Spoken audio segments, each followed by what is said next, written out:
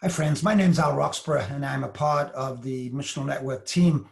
And I want to share with you a little bit of the conversations we've been having with multiple denominational systems and peoples across North America and the UK around this COVID-19 crisis in which we find ourselves, and the whole question of what's happened here to us as churches and church leaders, and now the emerging question of what is it that's next as we begin to move out of this crisis in various ways.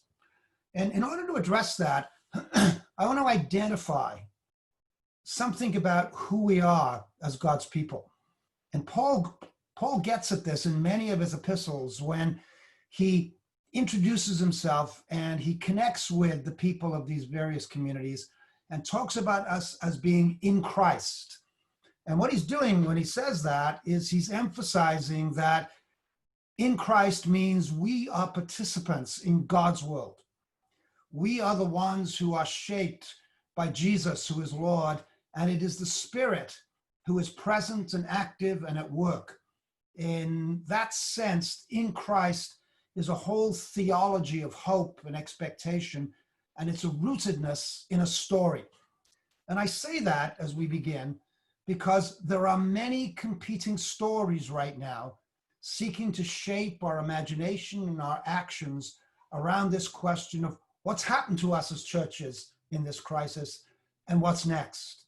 Some of those stories have to do with what I would call the management stories, that there's huge amounts of pressure that's appropriate on how we begin to prepare for the next phase and the phase after that in getting back to some kind of new normal around us. And so we're asked as leaders to spend a lot of attention on that. How do we open buildings up? What does it look like for people to gather? How do we mark the steps around which they separated? What does it look like to have stations where we clean ourselves? All of these management issues is a whole story that consumes our time and our energy. So that's one of the stories. Another story is the pressure from our own people very often to when are we going to get back to normal? When are we going to just get back to the way it was? And we know that while people are longing for that there really isn't going back to that kind of normal. But that's a story. There are other stories, what I call the trends stories, where people are putting up all kinds of graphs or studies or polls who are saying, now, here's where it's going. And the pressure in those stories is to take the trends and begin to plan and strategize around them. Trend stories. And another story is the economic story. The whole pressure that's coming upon us as a culture and a society to get the economy back to where it was, to watch the Dow go up, to look at the ways in which full employment can return. And you know what? Each of those stories has a place, and none of those stories are wrong. There's a whole other story, which I call the lament story, where we need to grieve over what's happened to us in the midst of all of this. But when any one of these stories become the story that shapes us as God's people and as leaders, then those stories are going to misdirect us. And they're going to make us less than the people of God who can point to this other story of being in Christ. And that's what I want to talk about. And so when people ask the question, where are we? One of the responses is, we are entering a new era where everything is changing. We're beginning a new chapter that we have to write together. Where are we? Or if we ask the question, what's next? The answer is really, really, really simple. We don't know. And nobody knows what's coming next. But let's dig a little deeper into both of these issues and these questions of where are we? Many of you will probably know that it was just last year in September that Pope Francis put it this way. He says, we're not entering simply an era of change. We can manage that in all kinds of technical ways, but we are entering a change of era. something deep and significant and profound is going on amongst us across the West. We are entering what others are calling a new chapter in both the narrative of the West and of what it means to be the church.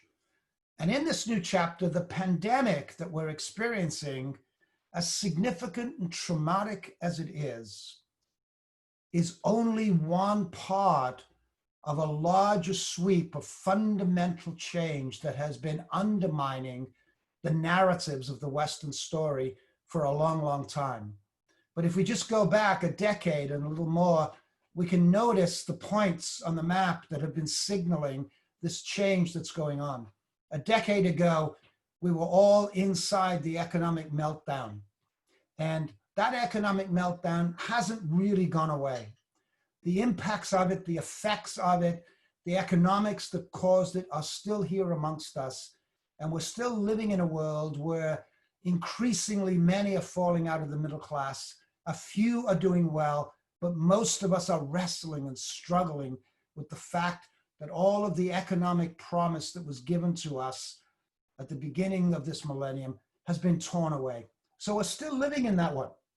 And in the midst of that, we're also living in somehow a change, a massive change in the politics of the West, and reactive politics, identity politics, where large gatherings around big stories dissolve as people gather around identities of who they are and demand others pay attention to them. And in the midst of that, there's pushback to the globalization that we have come to be a part of. And there's pushback against the privileging of the few over against the many. And we see this in things like Brexit in the UK. We see it in all of the complex politics around Donald Trump and other kinds of people. And what we're watching are these massive amounts of unraveling going on. And on top of those things comes COVID-19, this massive disruption. But COVID-19 is one amongst numbers of disruptions that have come to us and begin to take it over. And when we ask the question of where are we, we've got to put it in that larger context of what's going on, this unraveling of stories. That's not to say that what's happening to us in COVID-19 is not critical, is not painful, is not tragic in so many ways. But the point is that it's not just pandemic, it's that the tectonic plates of the West are shifting, are coming apart. And we're all living in this place of not quite knowing what's going on or what to do. And in the midst of this, we are asking ourselves about the nature of our role as church and our role as leaders. What's happening?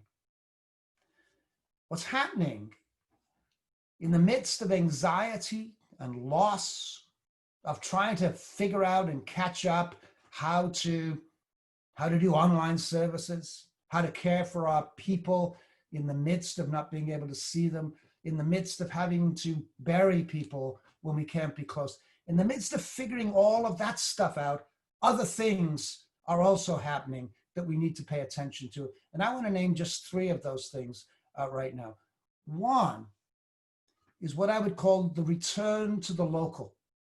And we're all experiencing this because we've been asked to stay home. We've been asked to not go to work and to be present in our local. And in the midst of that, something is happening. That over against all of the claims about the wonders of a globalized world to which we all need to become a part of, suddenly we're rediscovering the local and the everyday. We're bumping into people on the street and in the store. We're waving at people across the street, neighbors that we'd never known before or not talked about for a very long time. In the midst of the anxiety of the pandemic, we're discovering place and the richness of place and the ordinariness of the rhythms of the everyday, in which folk that I know around here, mothers who have significant jobs in corporations are saying, I'm not sure I want to go back, because what I've discovered here with my kids and the local over these 2 months is something rich that I don't want to let go of. That's what's going on. That's something that's happening. The second thing that's going on is what I would call a resacralization of the everyday and of the ordinary. Let me explain that a little bit, because part of what's happened in this shutdown is that we who, particularly our clergy, are the religious professionals who have had, in so many ways, the control over the sacred. You come to this place where we are present and where we distribute the sacred in multiple ways. All of that's been taken away from us. But in the midst of that being taken away, which is creating huge anxiety for us as church leaders, there is a resacralization of the ordinary and the everyday. And it happens in this way. We begin to see people that we've taken for granted and we let fall off our vision. People like plumbers and electricians, like nurses, like those serving us behind the counter at supermarkets, those in hospitals, the garbage collectors who are up and down our streets, the people delivering the mail, all these people who we just basically didn't take any notice of, and because of the importance of globalized people, we're noticing them again, but we're noticing them as holy places and holy people. Now, we don't use that language. We talk about the new heroes. But there's been this deep resacralization of the ordinary. And so the sacred has migrated from a particular holy place and in a particular holy person, and it's migrated into ordinary people in our neighborhoods and our communities. And there's something profound going on there that we need to take notice of. The third thing is that what has emerged is a new vulnerability. I don't just mean we feel vulnerable because of the virus, but this vulnerability is about how we're discovering how much we need one another. And you know, the thing is that in churches, and I hear this every day, they mobilize to help. And those are good things. We put food kitchens together and we put sandwiches together and we figure out ways of connecting with people on our phones to be in touch. But all those ways of helping, as important as they are, still leave us in places of control and management. And what's happening to us is that we're also beginning to discover as church folk that we are vulnerable and we need the other. We need the neighbor. We need the friend on the street. We need the woman behind the counter who talks to us. And there's a new kind of vulnerability that is slipping into our lives that we do not let go of. We're discovering the church is not simply about meeting needs, but it's about how we become vulnerable with one another, and in that vulnerability discover what the Spirit is doing. And part of that vulnerability is those of us who are God's people are discovering, along with everybody else, that this big secular story about progress in the future is failing us. And it's not giving us any longer the answers. And we're asking with others, what do we do? And what's next? So we're in a moment. We're in a moment when the Spirit is saying some critical things to us and inviting us to pay attention. Now, in this moment, there's huge temptation. The temptation is to default to these other stories, the stories of management and control around opening, the stories of getting back to normal, the stories of figuring out trends and creating strategies, the stories about becoming adaptive and innovative and all that sort of thing. And in the midst of those temptations, I want to make a modest proposal. And the modest proposal is that what has been happening in the midst of crisis and fear is also that our people on the ground in their everyday lives over these numbers of months have stories to tell about amazing ways they've been connecting with people and meeting people and seeing and discerning things in the ordinary that they'd forgotten about and not imagined. These are stories about working mothers, about men who can't go to work who are helping others, about seeing neighbors in new ways, of stepping out of traditional ways of doing things and discovering life that they'd never imagined. All kinds of stories are happening.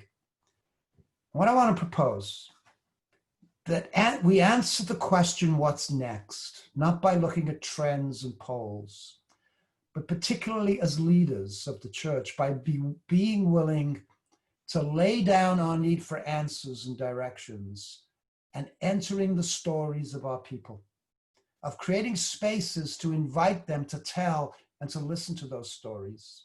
And in doing that, to begin to ask the question, where is God's Spirit in these stories? Now that's going to be a big jump, because most of our people don't make connections between the stories that they're engaging in the neighborhood and the question of what's God doing. But that's part of our work as leaders, to invite that. And then as we do that, we begin to ask our people, as we are sensing where God is in our stories, what might these stories then be telling us about the kind of church we need to be as we move into some new phases? That's how we get to the question of what's next.